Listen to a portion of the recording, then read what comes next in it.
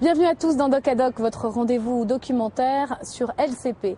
Le film que vous allez voir traite d'un sujet totalement méconnu, l'homosexualité dans les cités. Il s'appelle Brahim, Michael, Julia, Émir. Ils ont entre 20 et 50 ans, ils viennent d'Aulnay, de Grigny, du Val-Fouré. Et tous racontent l'enfer que ça peut être de vivre son homosexualité dans ces lieux-là. Insultes, machisme, mépris facile.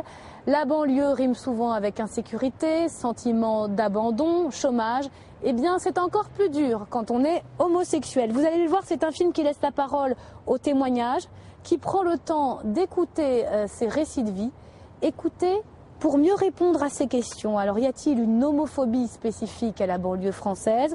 Comment un adolescent du 9-3 qui découvre son homosexualité fait-il pour supporter le regard des autres? Comment les jeunes gays d'origine maghrébine s'assument face au poids des traditions familiales et religieuses? Enfin, peut-on vivre en couple quand on est homosexuel dans une cité? Banlieue Gay répond à toutes ces questions. Regardez, c'est tout de suite dans Doc à Doc.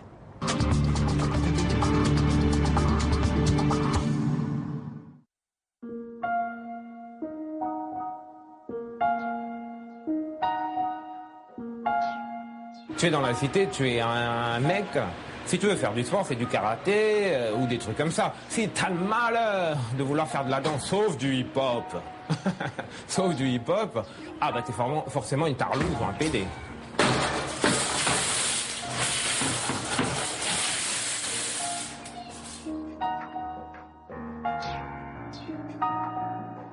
Pour un jeune de banlieue, PD pour lui ça veut dire plein de choses. Ça veut dire d'abord, c'est quelque chose de sale, c'est inconcevable d'avoir une relation sexuelle avec un garçon, c'est inconcevable d'avoir une vie amoureuse avec un garçon, ça n'existe pas, c'est pas possible. C'est pas facile de se dire, oui bon écoutez alors, déjà je me suis fait insulter, ah oui, et pourquoi tu t'es fait insulter? Parce que je suis homo. Alors là, il y en a qui disent, ah oui mais bon, entre guillemets tu l'as cherché.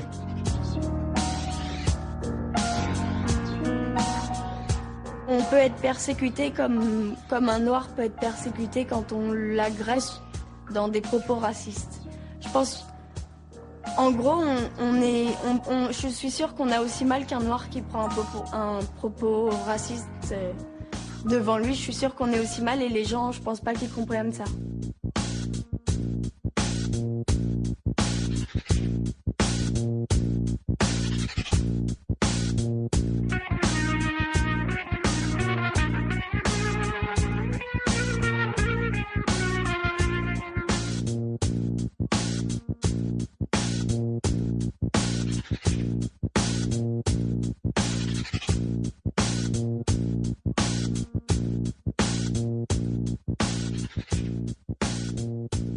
Alors là, on se trouve sur Grigny. Donc ça fait bientôt 6-7 ans que j'ai débarqué à Grigny. Donc malgré les apparences, je suis un mec de cité. J'habite ici, mais je suis plus souvent sur Paris, d'accord? Mais je vis ici, je fais mes courses ici, c'est ici que je balade mes chiens, c'est ici que je prends mes transports en commun, donc et je côtoie quotidiennement tous ceux qui sont là dans mes cages d'escalier. Bordel, viens là toi. Passe-moi ta mêlée, s'il te plaît. Dès qu'on parle de cité, c'est danger, c'est violence, c'est forcément des gens qui font n'importe quoi. Moi, je suis venu, j'ai vécu également dans le 78 à Mantes-la-Jolie. J'ai vécu le quartier de Val-Fouré. Donc c'est très connu, c'est très chaud. Mais comme je dis, quand on gratte bien, il y a de tout. Il y a des docteurs qui habitent les cités, il y a des médecins, il y a des avocats, il y a des gens bien. Il n'y a pas que de la racaille. Je suis gay. Et en plus, dans mon cas bien précis, je suis androgyne. Donc, qu'importe ma sexualité, on s'interroge sur ma sexualité. Parce que j'ai un flou entre le féminin et le masculin. Donc finalement, je me suis dit qu'importe où je me trouve, ce sera la même chose. Donc Grigny, c'est sympa, j'y reste. Non, on paye pas, mais moi je donne mon avis. Ah, ouais. Du quartier. Moi, ce quartier, c'est à moi. Dès que tu viens, t'habites dans une banlieue et que tu habites dans des quartiers sensibles, genre Grigny, moi, Corbeil, tout ça, ils vont dire oh vas-y lui c'est un banlieusard, obligé il va foutre la merde, obligé il va faire des trucs comme ça. Ils essaient de mettre tout le monde dans le même sac. Le fait de faire ça, ça fait que nous on reste toujours dans le quartier. Quand on reste dans le quartier, on commence à réfléchir bizarrement, on pense des choses pas bien, et puis voilà, il y a des violences entre nous. Il y a des violences, genre vous êtes là, l'autre vous le voyez pas bien, tu vois, il n'est pas dans notre groupe, mais genre il y a un jeune, il peut habiter Vitry ou je sais pas où, il vient aménager à Grigny, on va l'accepter, on va dire c'est un jeune comme nous, mais s'il est différent de nous, on l'accepte pas. Je vais dire quoi différent de nous, c'est un PD, voilà, homosexuel, des trucs comme ça, il est un peu bizarre par rapport à nous, et quand t'es comme ça, non, on t'accepte pas. Scarfeezy, donne ton avis là. Donne ton avis là sur les DEP là. Ça te fait réagir un peu cette discussion Il y a un problème général. De toute façon, déjà ça prouve leur ouverture d'esprit. D'accord ? Les gens ils pensent que la sexualité définit une personne. Alors qu'on est beaucoup. Alors enregistre ça, c'est intéressant. Nous, par rapport à notre religion, être PD, franchement, moi, attends, laisse-moi m'exprimer. Blasphème à l'état pur, hein. Tu peux pas être PD. Tu mets le nuage en dessous et tu mets la terre en haut. Mais non, ça c'est un discours qui est un peu insensé, cher ami. Hein. Écoute, chacal, filme pas, la tête de ma mère, faut pas me filmer, moi. Il faut arrêter les trucs, les gars de banlieue, ils aiment pas les PD, ils aiment pas ci, ils aiment pas ça. Les gars de banlieue, c'est des gens comme tout le monde. Moi, dans ma banlieue, on n'aime pas les PD. Lui, il aime pas, lui, aime pas les PD. Voilà, eux. Square Cartel, Audi, on n'aime pas les PD. Ici, nous, Grigny 359, 1, 350, Square Cartel, Audi, on représente que des boucs. On n'aime pas des PD. Voilà. Ils s'en battent les couilles, nous, on les aime pas. Je peux te poser une question? Ouais, vas-y. D'accord. Tu es hétéro. On est d'accord? J'aime les femmes, ouais. Ok. Je suis polygame. Moi, j'aime les femmes, ouais. Non, mais attends, tu peux me laisser finir, d'accord. Tu aimes, d'accord. Tu aimes les femmes, d'accord. Ok. Moi, quand je te croise dans ma cage d'escalier, d'accord. Est-ce que je te demande, est-ce que tu es performant au lit avec ta femme? Est-ce que tu arrives à lui faire jouir correctement? Est-ce que tu es éjaculateur précoce? Donc tu es autre chose que ta sexualité. C'est clair ça? Et là, les jeunes, là, la réaction du jeune qui est quand même très dans un système de rejet. Pourquoi d'après toi il est dans ce système-là? Le jeune homme qui parle qui est à l'étresse, exactement. Je l'ai déjà entendu plus ou moins dire à ses copains quand je passe, attention, il y a McDo qui passe. Donc effectivement, c'est pas nouveau. C'est ce que je vis tous les jours, mais je passe à travers. Déjà, il faut pas oublier qu'il avait ses copains autour, donc ça en a rajouté. Hein. Il doit faire le macho, il doit être un peu comme mon chien quand il a un autre chien autour. Il faut jouer le dominant. Hein. Donc il a dû en rajouter un peu, mais il doit le penser sincèrement. C'est ça le problème. Il doit le penser sincèrement. Mais effectivement, il se rend pas compte à quel point il fait du mal. Non seulement moi je suis tel que je suis et je l'assume. Comme je dis, je passe à travers les balles. Mais autour de lui, il y en a d'autres qui le vivent mal et qui sont obligés de jouer un rôle. Tous les jours, de jouer un rôle pour appartenir à un groupe. Je ne sais pas si c'est un comportement idéal ou c'est ça la société. C'est la grande question. Moi, je suis un ovni. Hein.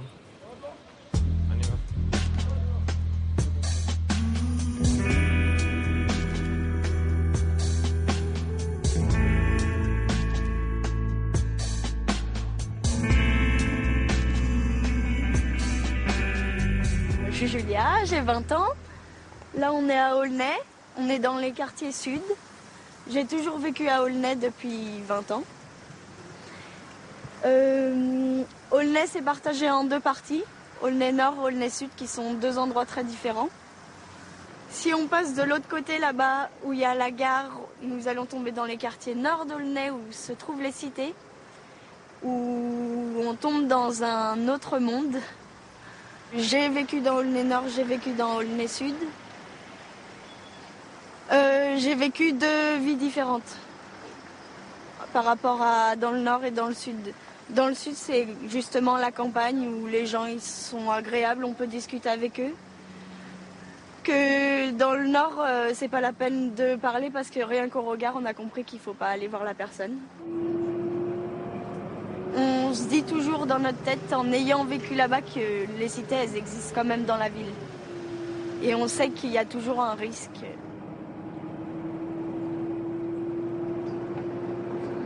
vais souvent sur Paris, donc je passe beaucoup par la gare. Et par la gare, il y a beaucoup les jeunes de cité qui sont par là et qui sont là pour nous... On dirait qu'ils sont là pour nous embêter. Des fois, c'est tout simple, salut, ça va, avec un petit sourire, l'air de dire on peut aller boire un verre. Ou des fois, c'est carrément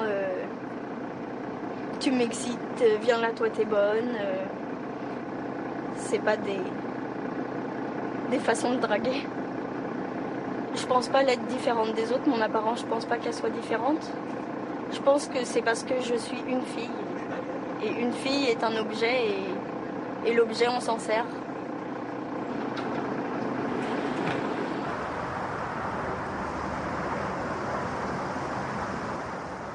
Alors ça, c'est mon ancien CFA. C'est là où j'ai commencé la cuisine, mon métier. Avec Anaïs, qui est l'une de mes meilleures amies, avec qui j'ai partagé beaucoup de choses ici. Je pense que les garçons, ils trouvaient ça bizarre que j'étais pas avec d'autres garçons. Parce que la plupart des filles dans le CFA, elles avaient toutes un copain. En premier, c'est la gouine hein, qu'on entend. Donc la gouine, on n'aime pas trop ce mot. La lesbienne encore, bon. Mais la gouine, ça fait mal, c'est une insulte. Après toi, qu'est-ce que t'as entendu? Homo, à ne pas approcher. Je sais pas ce que ça voulait dire réellement, mais il y avait du dégoût. Dans leur façon de dire, il y a du dégoût. Pour eux, c'est pas humain. C'est un fantasme. Enfin, oui, pour certains, c'est un fantasme. Mais pour un soir, pas pour la vie, en fait. Je sais pas quelle force j'ai eue. J'ai pris sur moi et j'ai continué de faire ma vie en me disant que les autres, ils feraient pas la mienne.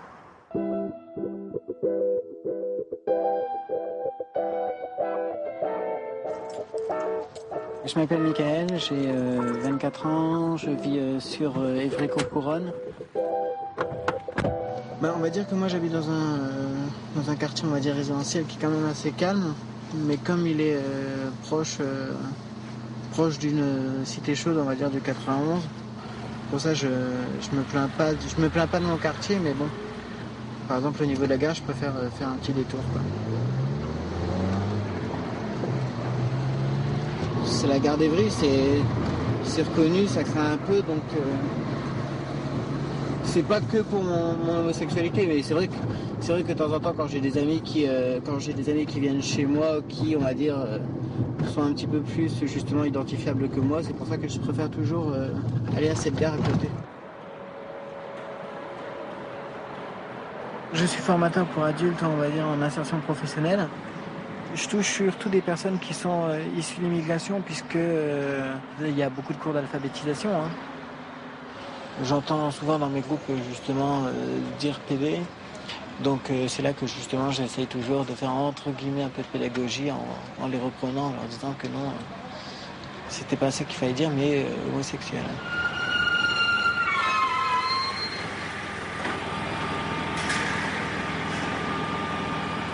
Je les prends à leur propre piège. Quand ils me disent justement oui, mais c'est pas normal, nanana, je leur dis vous êtes raciste. Alors là, forcément, ça choque. Et là, quand je leur sors ça, ils sont pas capables de contre-argumenter. Et alors j'essaie de leur dire aussi que de toute façon, ils en connaissent dans leur entourage, c'est sûr et certain, ne serait-ce que quand je pense à moi, on va dire. Et là, ils me disent tous ah non, on n'en connaît pas. Ah non, on n'en connaît pas, on ne parle même pas à ce genre de personnes.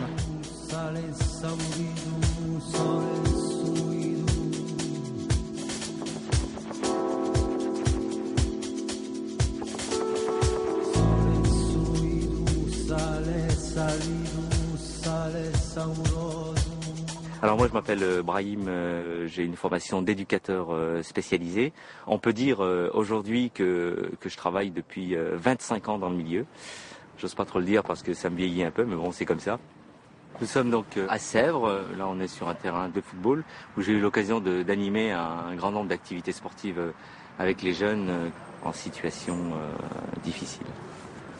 Les jeunes avaient très vite remarqué et fait la différence entre les collègues virils, machos, et moi donc qui essaie de discuter et dialoguer donc avec les jeunes. Et ils m'empoisonnaient quelque part la vie pour essayer de savoir qui j'étais réellement et que je leur dise en fait en face que je suis quelqu'un qui préfère plutôt les hommes que les femmes.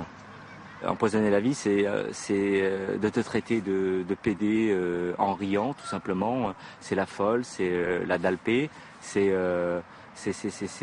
tout faire pour me faire craquer quelque part. Il n'y a pas de miracle, on ne sait pas toujours trop comment aborder les adolescents, c'est une chose. Mais un adolescent qui se permet, ou un jeune qui se permet d'insulter, de salpéder, d'être dur, d'être homophobe, tout ça, il ne pense jamais qu'autour de lui, il a un copain qui pourrait être effectivement homosexuel. Ça veut dire que ce sont des paroles qui tuent.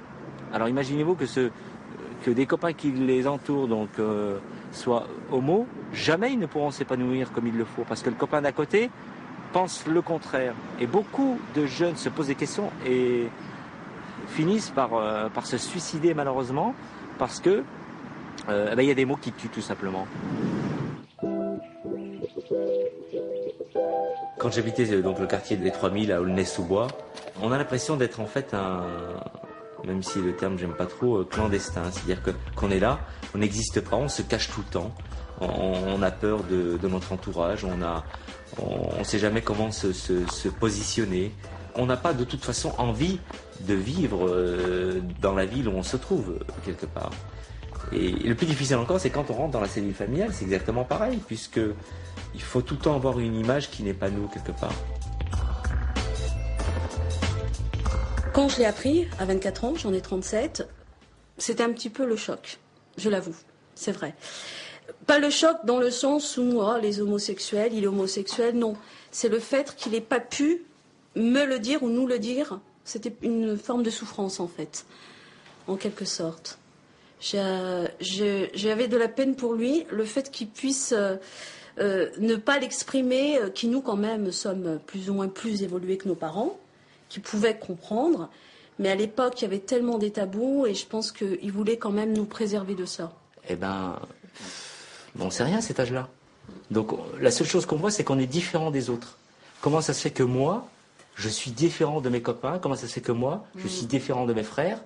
On se pose des tas de questions et ça dure des années. Et tant qu'on n'a pas eu de véritable réponse, eh ben on reste, je dirais, on se pose des tas de questions, justement. Alors, comment voulez-vous J'en parle avec pas mal d'émotions. C'est pour ça que tu n'as jamais eu cette envie, peut-être, vu qu'on était plus ou moins on est la même génération, tu n'as pas eu cette envie d'aller te confier vers un de tes frères ou un de tes sœurs à l'époque. Mais la plupart de mes frères, je suis le plus âgé, l'aîné. Comment? Non mais attends, aujourd'hui, mais je veux dire, à l'époque, quand t'es ado, t'es l'aîné. T'es censé de donner de prêcher la bonne réponse, de donner l'exemple quelque part. Je veux dire, le poids de la religion, quand on a des parents qui sont musulmans, c'est toujours plus difficile. Et j'aurais été dans une famille française. Je dis, moi, à mon niveau, j'aurais peut-être dit plus facilement les choses. J'aurais certainement dit. Cato, c'est pareil. Tu n'as pas pu le dire à ta mère.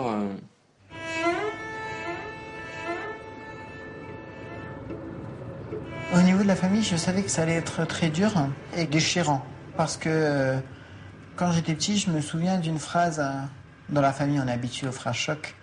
Je me souviens toujours d'une phrase choc que m'avait sorti mon grand-père. On était en voiture, on était sur le boulevard industriel, je m'en souviens.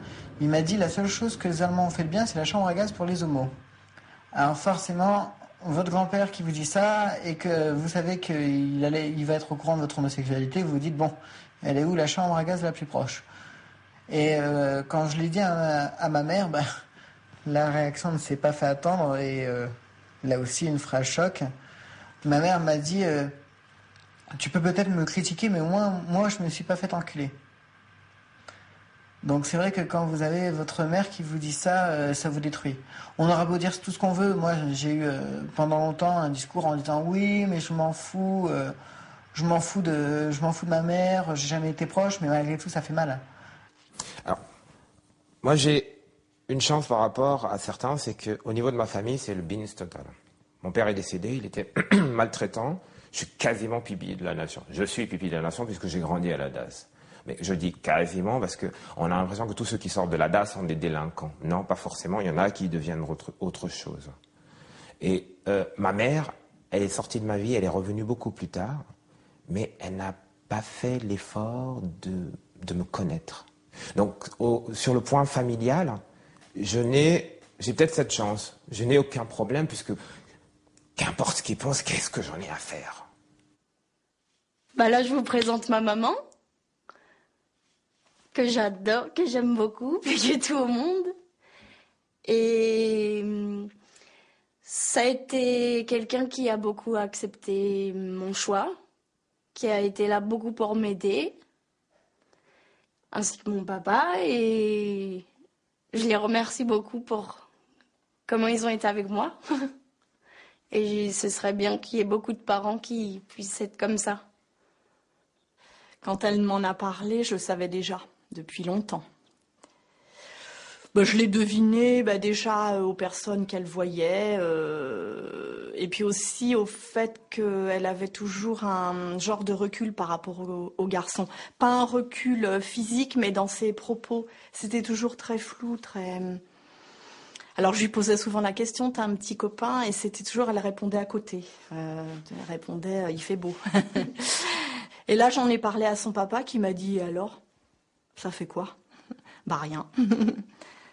Voilà. Quand Julia était bébé, on habitait au Merisier, à Aulnay, et on y habitait jusqu'à ce qu'elle ait 8-9 ans. Dans l'appartement, on était très bien, mais dès qu'on en sortait, on faisait 3 pas, ça devenait compliqué.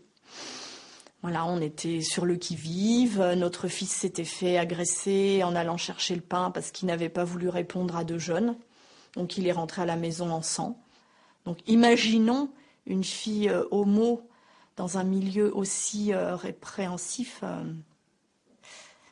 mon avis, ça se traduirait par certainement, je pense, un viol collectif. Parce que c'est la manière de faire payer, hein. Et puis pousser la personne dans ses retranchements jusqu'à ce qu'elle soit terrorisée à un point extrême. Je pense. Moi, j'ai eu justement dans mon CFA que nous avons vu hier des cours avec un policier parce que dans notre CFA, ça craignait beaucoup. Et on était obligé à avoir des cours avec un policier 1 fois par semaine. Et on parlait de tout. Et on a eu un sujet pendant 1 heure des tournantes, comme on appelle.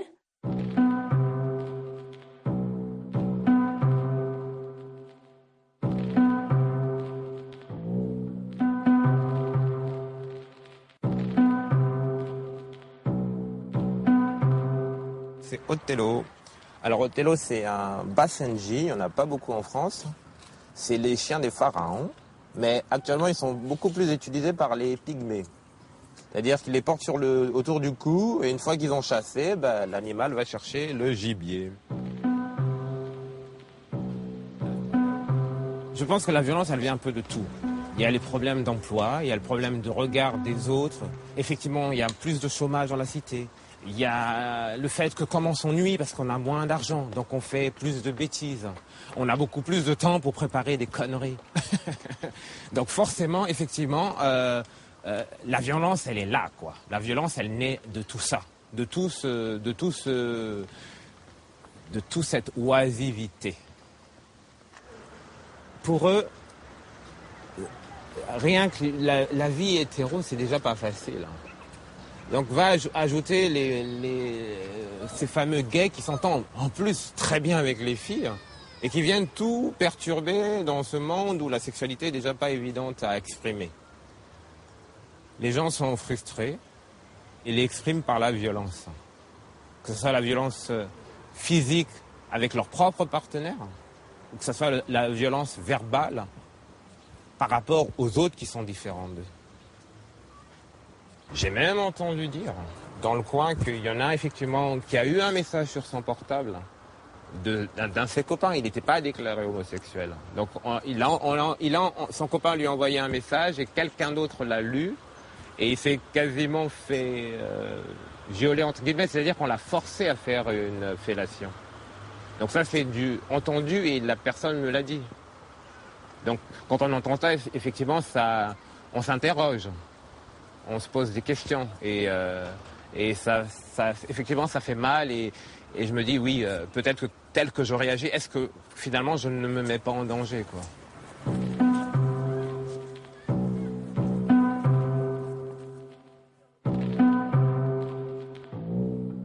Vous êtes à l'écoute de Fréquence Paris Pluriel 106.3 au mon micro sur 106.3 Fréquence Paris Pluriel Île-de-France. Merci en tout cas d'être à l'écoute. On parle d'homophobie avec notre invité Fabrice Soulages d'SOS Homophobie qui est écoutant. Tout de suite, on va passer à un sujet vraiment très grave, très important. Il s'agit de suicide dans le cadre de la chronique Prends garde à toi de Fabien. Donc, je tiens à rappeler qu'il y a 1000 jeunes qui meurent de suicide par an, ça veut dire plus de 3 par jour. C'est un phénomène qui est énorme, qui est très important en termes de mortalité globale et qui effectivement est encore plus important dans la population homosexuelle. Les agresseurs sont souvent très jeunes, ils agissent en bande, c'est une homophobie avec des insultes violentes assez dures, avec des petits relents machistes, un peu moyenâgeux, on va te cramer, tu iras au bûcher, enfin bon. Il y a des gens qui sont morts d'homophobie. On a le cas de François Chenu à Reims, qui s'est fait attaquer par une bande de mecs, qui étaient là pour casser du pété. Donc ça peut aller très loin. Moi, je profite en fait d'une radio libre pour animer l'émission Homo Micro. Les émissions que je fais, donc à travers les différents messages que je passe, c'est pour justement éviter que des tas de jeunes aujourd'hui passent par le chemin que je suis passé. C'est-à-dire qu'aujourd'hui, on ne peut pas encore voir des jeunes souffrir, voir des jeunes s'isoler, voir des jeunes se suicider parce qu'ils sont homosexuels. On retrouve tout de suite Vincent pour les news gays. Yeah. Where's it?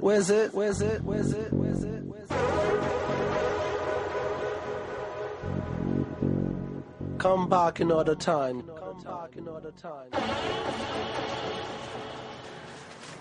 Bonjour. Bonjour. Est-ce que vous auriez têtu, s'il vous plaît? Têtu, non, je ne l'ai pas. Non. Vous en avez pas? Alors, je l'ai demandé, oui, non, j'ai demandé à l'avoir, donc je devrais l'avoir à partir du mois prochain, mais pour l'instant, je ne l'ai pas. D'accord. Voilà. Très bien, merci. Je vous en prie. Au revoir. Au revoir. Jusqu'ici, les jeunes qui me l'ont demandé, apparemment, ne venaient pas des cités. Je pense que ça doit vraiment être effectivement difficile. De toute façon, pour les jeunes des cités, je pense que la sexualité en général est difficile à aborder, que ce soit... Alors l'homosexualité, je pense que ça reste un sujet tabou. Les gens peuvent bien la vivre en grande ville, mais pas au vu et au su des camarades d'école, de la famille. Ça me paraît difficile encore. Ça vous gêne, vous, d'avoir ce journal? Ça vous gênerait ou pas? Non, ça ne me gênerait pas du tout. Non,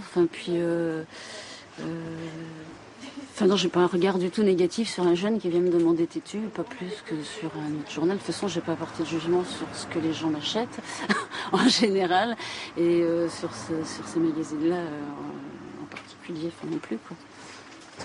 Bah là, je viens d'être très surprise de la dame, de ce qu'elle vient de dire. Je pensais pas qu'à Aulnay, on parle pas non plus, on reste enfermé, donc on sait pas qu'il y a des gens qui ont cet avis-là. Il faudrait peut-être en parler plus. In the name of Jaja, they can't stop us now. Ouais, c'est moi. In the name of Jaja, ça va? They can't stop us now. Qu'est-ce que tu fais? Oh, bichette. Ma copine, elle vit dans le sud. Bisous. Ma copine, elle est loin. Elle est à 800 km de moi et Nicolas, c'est son appartement ici. C'est à son nom et je suis en gros sa colocatrice à venir là, à être là tout le temps, à habiter là en fait. C'est, disons, mon petit frère. C'est un confident. Les gens qu'on a été amenés à connaître au fur et à mesure des mois depuis quelques temps nous ont vus presque fréquemment ensemble et croient qu'on est ensemble. Et on se cache peut-être derrière cette image pour éviter les rumeurs. Et j'ai peur des rumeurs du téléphone arabe, j'ai peur de ce qu'on peut dire sur moi. Parce que même si on essaye de passer au-dessus, ça fait toujours mal. C'est pas facile de vivre caché parce que on se dit qu'on est des personnes humaines comme les autres et on a le droit à tout comme les autres. Je pense que Mes parents, par exemple, ils sont jamais cachés d'être ensemble. Donc moi, j'ai pas à me cacher d'être avec la personne avec qui je suis, sous prétexte que ça gêne les gens. C'est sûr que je la vois pas s'afficher avec sa copine. Ça serait pas elle, quoi. Faudrait qu'il y ait une évolution de la vie qui fasse que elle puisse, mais pour l'instant, elle peut pas. Et personne, je pense, ne peut. Sauf quelqu'un qui est vraiment... je pense même pas que c'est du courage. Oser, quoi. C'est oser.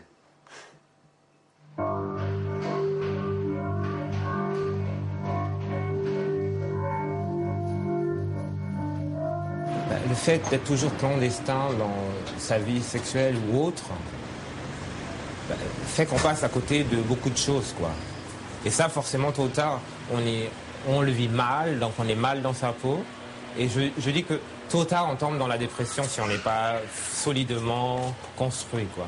Donc c'est un risque. De toute façon, c'est plus ou moins connu que de toute façon, les suicides sont beaucoup plus nombreux chez les gays qu'ailleurs, quoi. Alors, moi, personnellement, j'ai décidé d'être moi. Mais d'être moi pas à 100%, mais à 120%. Parce que j'ai pas le choix, entre guillemets. La nature m'a fait androgyne, et je l'assume. Je vais pas aller me faire une chirurgie esthétique pour essayer de ressembler plus à un mâle. Je reste un mâle, malgré les apparences. Ça nécessite du courage, il faut du courage pour décider d'être soi-même. Oui, ouais. Il faut beaucoup de courage pour être soi-même dans cette société. C'est pour ça que pendant longtemps, je me suis dit, mais j'avais vraiment pas ma place ici, quoi.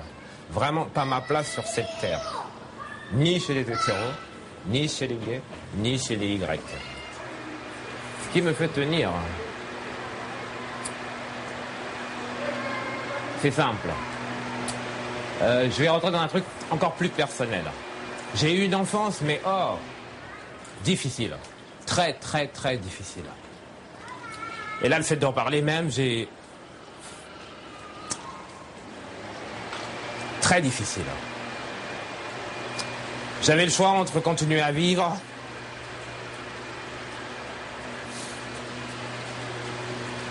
ou mourir.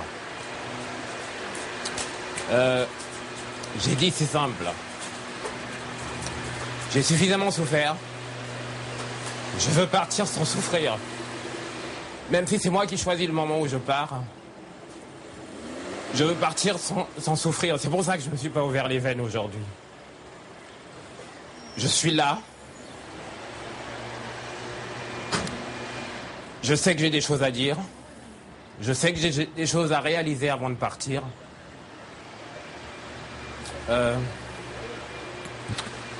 Voilà pourquoi aujourd'hui j'ai voulu faire ce témoignage. This is your life, kid. This is your time, son. All right?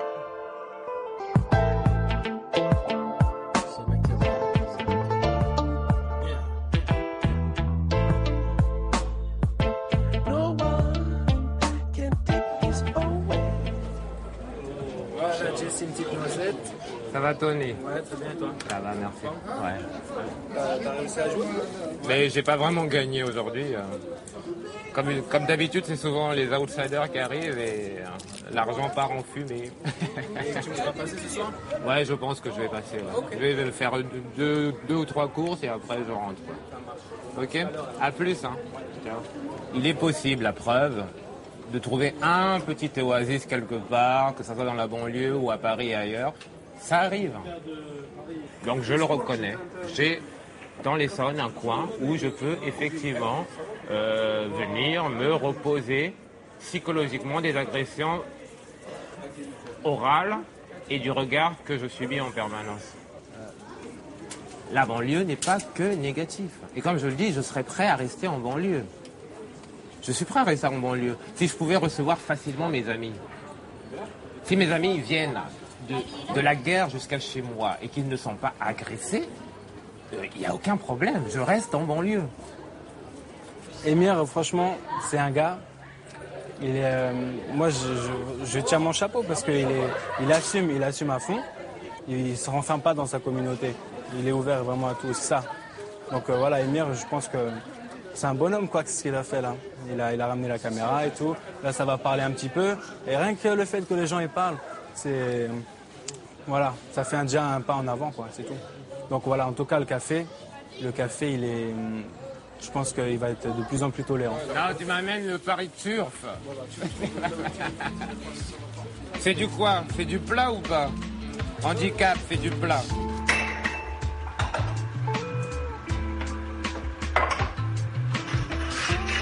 Ces photos là quoi. Arrêtez, non, fasse-moi les photos là, s'il te plaît. Non, c'est mon image qui est dessus. Ah, c'est quand on est Vas-y, c'est quand on était chez ma soeur. Un jour, je me suis dit, mince, j'ai tellement souffert, on va dire, dans mon milieu familial, que maintenant, ça y est, je vis pour moi. Et je vis pour justement aider les personnes qui ont pu souffrir comme j'ai pu souffrir. Angel 91, qui a été créé en 97, veut dire Association nouvelle des gays et lesbiennes. Alors je crois que justement une force d'Angel, c'est déjà d'être présent. C'est-à-dire que je le vois pour moi. Moi personnellement, c'est vrai que j'ai mieux vécu mon homosexualité grâce à l'association. Et c'est le cas de pas mal d'autres personnes. Moi, mon meilleur ami a eu son ami qui s'est fait tuer. Et il a vécu 3 ans en autarcie. Je l'ai présenté à une autre personne de l'association qui lui aussi avait connu, lui c'était pas un meurtre, mais c'est le suicide de son ami qui lui aussi avait vécu 6 ans, comme il le dit, dans sa grotte. Le fait de les avoir confrontés, ils ont eu le même passé, donc ils ont pu revivre différemment, mais ils ont pu ressortir de leur milieu. Et je crois que c'est pour ça, c'est peut-être ce qui rend l'aspect, on va dire, associatif intéressant. Pour les résidents, c'est un peu chiant, quoi.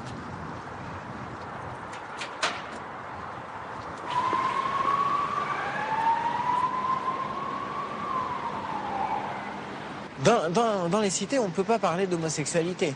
C'est très très mal vu. Tu dis que tu es homosexuel, c'est clair, tu te fais agresser.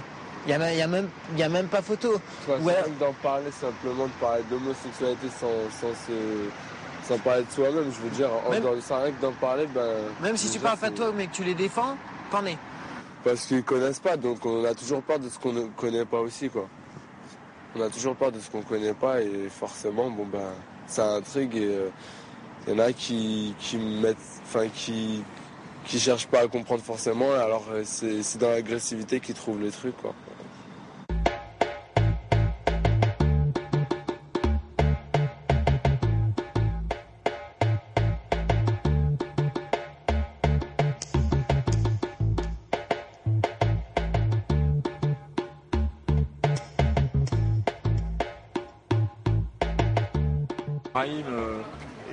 Et homo, est-ce que tu pourrais, ne serait-ce que devenir, pas forcément son ami, mais être sympathique avec lui? Est-ce que pour toi tu peux être copain avec quelqu'un qui est homo? T'aurais un copain homosexuel?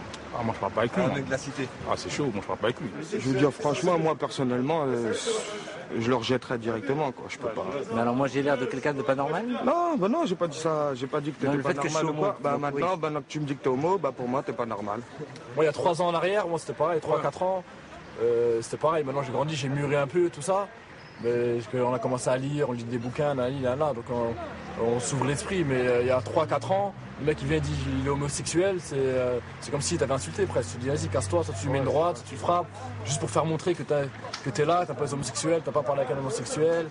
Donc c'était normal, c'est une façon de dire ouais, je l'aime pas, tu fais montrer devant tes potes, tout ça. Nous on n'est pas là pour juger les gens. Mais maintenant, devant moi, personnellement, ou devant mes enfants, j'accepterais pas voir 2 hommes s'embrasser. Pour après que mon fils, il me dise, ouais, comment ça se fait, ces 2 garçons. Après, lui, il peut se dire que c'est la vie, alors que non, c'est pas la vie. Chef, c'est contre nature. C'est contre nature. Bon, chacun, t'as vu, il fait ce qu'il veut. T'as vu, moi, personnellement, parce que je pense que ici, t'as vu, on est de passage. Après, chacun, il fait ce qu'il veut de sa vie. Celui-là, il veut être homo, il est homo. Celui-là, il veut être braqueur, il est braqueur. Celui-là, il veut se défoncer, il se défonce. Chacun, il fait ce qu'il veut. Moi, juste, je te dis, je répète, moi, j'en connais des homos. Féminin, masculin, j'en connais. J'ai aucun souci avec eux. On discute, je passe des bons moments. Ça reste des êtres humains. Tu vois ce que je veux dire? Ça reste des êtres humains. Maintenant, juste le truc que je te dis, je trouve ça contre nature. Pour moi, un homme, il va avec une femme va avec un homme. Contre nature par rapport à quoi? Par rapport au Tout-Puissant, mon frère. T'as vu, rien que par rapport à des animaux, deux chiens vont pas ensemble. Un chien va sur une chienne. Moi j'ai des croyances. Tu vois ce que je veux dire ou pas? Un lion, il va sur une liane. Jamais deux lions, ils font des trucs ensemble. Mais pourquoi jamais? On sait pas. Moi, je te dis, il n'y en a pas, ça n'existe pas. Quand ce sera un Français, ça passe, on a l'impression que ça passe mieux. Quand c'est arabe, homosexuel, puisqu'il habite dans un quartier, c'est. En tout cas, le fait d'avoir des origines marocaines, c'est vrai que j'en ai énormément souffert. Et on l'a. Tunisien, t'es tunisien. Ah bon? T'es tunisien. Ah, pas marocain, ah, tunisien. Ah bon. Je vais me faire savate par tous les Tunisiens. Le fait que Brahim ne soit pas français d'origine, ça te gêne? Moi, personnellement, ça me gêne pas, mais pour lui, je comprends sa situation, être homosexuel, arabe, musulman, habité aux 3000. Il n'est pas musulman, il est pas musulman. Ouais, et là, il est né musulman, de parents musulmans. Ça aggrave son cas. Envers les jeunes, ils préfèrent voir un blanc homosexuel parce qu'ils ne se reconnaissent pas. Ils se reconnaissent pas en lui qu'un rebeu homosexuel. Parce qu'ils ont l'impression qu'il donne une mauvaise image, c'est un traître un peu, c'est un taille, tout ça. Ils se disent, ouais, laisse tomber. Ce mec-là, c'est un rebeu, il nous fout la honte, faut qu'on le défonce. C'est tout. Mais après, les mecs, tu vas parler avec un mec qui est parti à l'école, qui est mûr, il va comprendre. Voilà. Si tu t'es heureux comme tu vis, tant mieux pour toi, tu vois. Moi, franchement, j'aurais pu parler avec toi tous les jours. Mais dès que tu m'aurais dit je suis homosexuel, j'aurais continué à parler avec toi. Mais il y aurait eu un frein, une barrière. Parce que je te trouve intéressant et je peux dire, il n'y a pas de souci. Moi, je ne veux pas être freiné à cause d'une orientation sexuelle, c'est complètement absurde. Je veux dire, regarde, moi, je suis black. Je suis black, je suis bronzé, toi t'es clair et ça m'empêche pas de. On est différents mais je veux dire on se parle et il n'y a pas de problème. Il est mignon sinon parce que si, forcément il est mignon.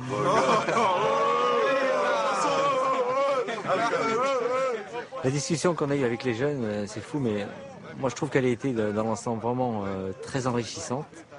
Les gens ils sont un peu innocents, ils réagissent comme ça d'une manière crue. Parce qu'ils ne savent pas trop répondre, parce qu'ils ne connaissent pas tellement. Mais dans le dialogue, dans la discussion, on sent qu'il y a des possibilités de faire évoluer les choses et de faire bouger les choses. Et ça, je trouve que c'est vraiment encourageant. Et je suis quand même assez content de l'intervention de tout à l'heure. Et à mon avis, il y a plein de jeunes comme ça qui sont dans le questionnement. Et je pense que dans l'avenir, c'est positif.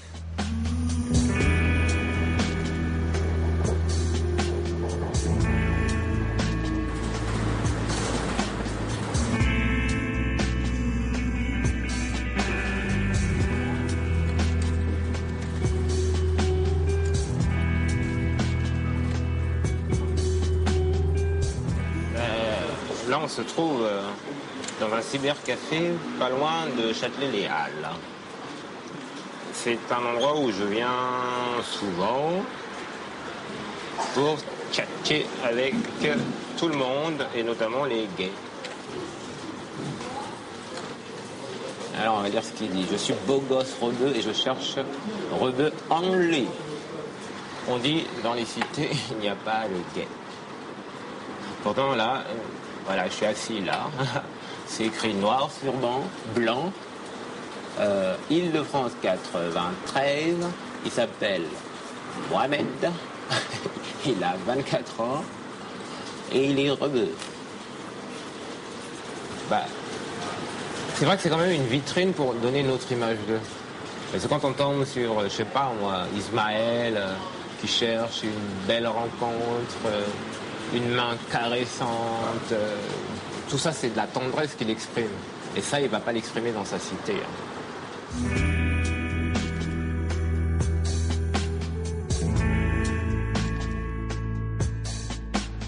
Moi, quand je viens dans le Marais, je viens déjà pour passer un bon moment.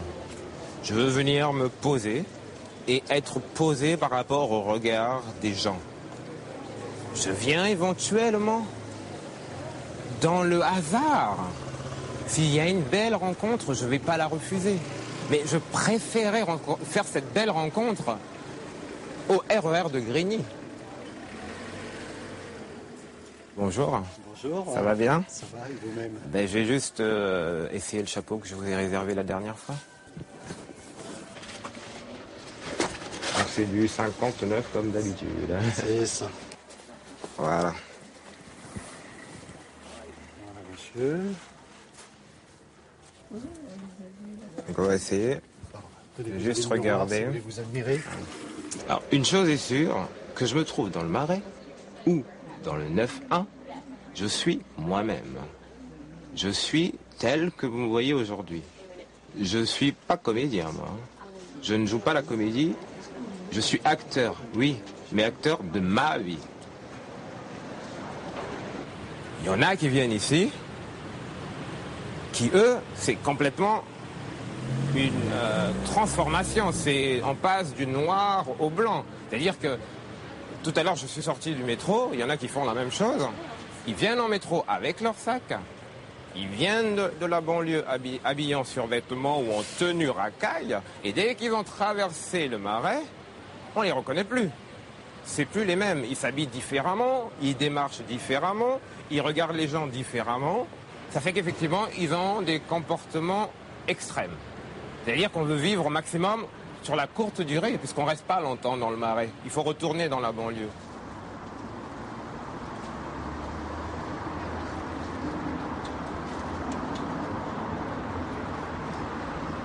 Le Marais, c'est la vie des homos. Ici, c'est la vie de tout le monde, sauf celle des homos. Avec les choses qui se passent et tout, pour le moment, je suis obligée de fuir mon quartier et je me vois pas évoluer avec mon ami dans la vie de tous les jours ici. Je me vois pas parce que j'ai besoin. On n'a pas besoin que de se retrouver chez soi à être toutes les deux. On a besoin d'être dans la rue, de faire vivre notre amour tous les jours, partout. Le Marais, c'est pas un truc dans lequel j'irai tout le temps, parce que on n'a pas besoin de rester non plus qu'entre homosexuels. Je pense qu'on a besoin justement pour faire évoluer la société d'être avec tout le monde et pas se renfermer entre nous, pour éviter de faire le monde gay, le monde hétéro. On est tous dans le même monde. Moi, je crois que je serais homophobe, j'irais dans le milieu, j'irais dans le Marais, ça serait ma plus grande joie. Parce que tout ce qu'on peut dire sur les homos, justement, que c'est des consommateurs de sexe uniquement, ben en fait j'aurais raison. Moi je crois que justement, faut pas se mentir, l'homophobie est aussi véhiculée par ce que nous on véhicule. Moi quand justement j'ai connu tout ce milieu-là, j'ai eu beaucoup de mal à m'en remettre. Pourquoi ? Parce que je me demandais qui j'étais. C'est-à-dire que le milieu hétéro ne me convenait pas de par certaines attirances. Et puis le milieu homo ne me convenait pas parce que justement moi la consommation continue du sexe, ça me dit trop rien. Enfin, peut-être un petit peu trop fleur bleue. This is your life, kid. This is your time, son. This is your life, kid. Non, ça c'était moi qui l'avais pris là. This is your time. This is your life, kid. Et c'est toi qui fais toute la mise en page là, tout ça? Ah, il est excellent lui, le petit. Moi j'aime bien le petit. Ah ouais, non, avec la cuisserie à la fin. C'est pas besoin de se réfugier dans ce cher ghetto qui est le Marais. Le Marais et ses folles nuits empreintes de sexe et de drogue. Rendez-nous l'esprit de la grande Zoa. Dorée, mais sobre. Ah bon, elle était sobre. Pour passer des bons moments. Alors, je crois que justement, un des rôles importants d'Angel, c'est de permettre aux gens de se sentir moins isolés dans leur coin, de rencontrer des gens qui sont proches de chez eux. On voit bien que là, on a Olivier et Angélique qui en fait sont mes voisines. Alors que avant, on n'aurait jamais, croisé, non. Enfin, moi, je me sentais pas isolée, mais je sais pas pour Olivia. Enfin, c'est que c'était plus le fait que tout au long quotidien, par rapport au travail, par rapport aux parents, on est souvent soit dans le non-dit, soit dans le mensonge ou dans l'arrangement. On tourne les phrases d'une certaine façon. Donc, c'est important aussi pour pouvoir se retrouver son identité, de discuter tout naturellement, sans chercher à camoufler quoi que ce soit. Voilà, c'est convivial, hein, en fait. De toute façon, rien qu'une action conviviale est en soi une action militante. Puisque rien que, même si il y en a qui disent oui, mais on fait beaucoup de convivialité. Mais la convivialité est en soi un acte militant, dans le sens où on permet à des gens de se rencontrer et de mieux s'accepter, de mieux vivre leur homosexualité. Donc en soi, c'est un acte militant. Il faut dire que ça aussi, ça m'a un peu libéré. Donc c'est grâce aussi un peu à ça que justement je m'accepte mieux, quoi.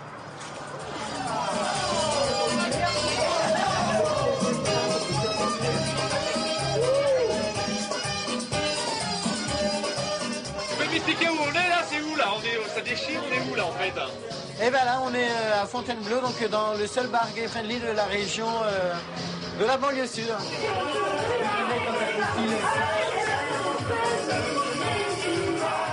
J'ai assez souffert quand j'étais petit.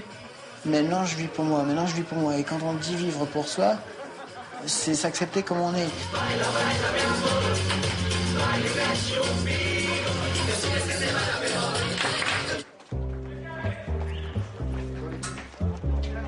Ouais.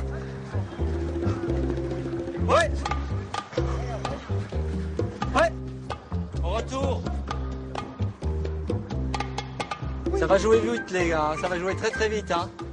Alors en étant dans ce club qui est donc le Paris Foot Gay, c'est par le biais du football passer un certain nombre de messages. Fais-le jouer. Moi je préfère à la limite me rendre visible sur un terrain de football que par exemple aller marcher à longueur de temps dans le Marais, même si ça me fait forcément aussi plaisir.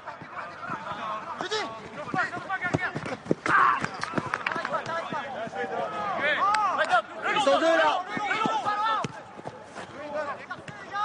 Mon rêve, Continue Karim, c'est bien. ce serait qu'on vive ensemble tout simplement, tout en brisant les barrières et que les différences, une bonne fois pour toutes, qu'elles soient complètement effacées en fait. Voilà, donc c'est bien, on le récupère. Montez un peu derrière. Voilà le coup, à fond. Deuxième. Ouais.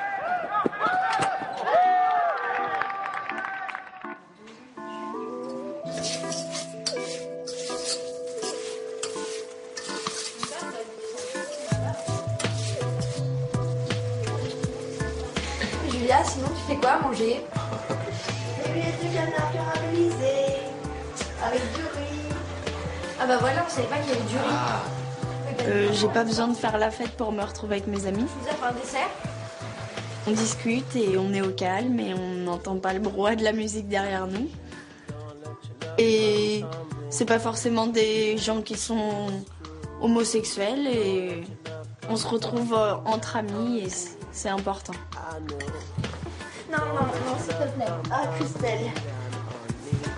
C'est gentil ce qu'elle dit. Mon premier souhait pour que les choses évoluent, c'est qu'on arrête de montrer une fausse image à la société qui est pas vraie. On verra qu'il n'y a pas que des grosses folles et que des camionneuses. Je pense que les choses, elles évolueront. Déjà, les gens, ils évolueront dans leur tête eux-mêmes parce qu'ils auront une autre image et ils auront peut-être pas les pensées qu'ils ont actuellement. Ton avenir à toi personnellement, comment tu le vois là? Je me projette dans l'avenir, je me vois finir mes jours avec une fille, je me vois pas finir mes jours avec un homme. Je me vois avec mon ami, si possible des enfants. Mariée si un jour ça existe, le droit. Et avoir une vie comme tout être humain, mais avec une fille.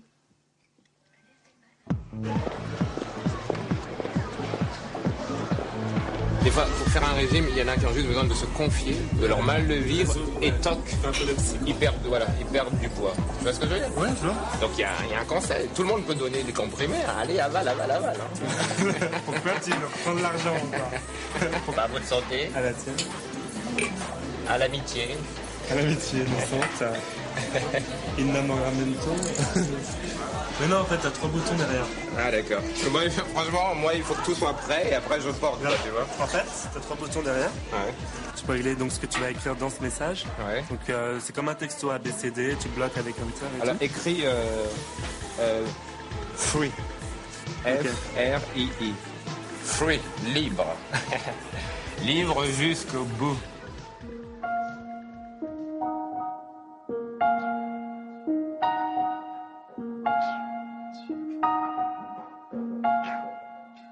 Est-ce que sincèrement je me sens libre où est-ce que j'habite?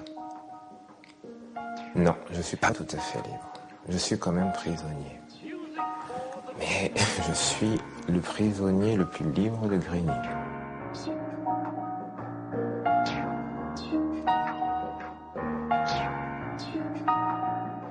Parfois, je sens que j'ai des ailes, quoi. Je les vois tellement piégés dans leur propre vie qu'effectivement, là, je bats des ailes. Et les coqs qui peuvent parader, les gars. Ah, et parader, les gars. Moi, je plane à côté.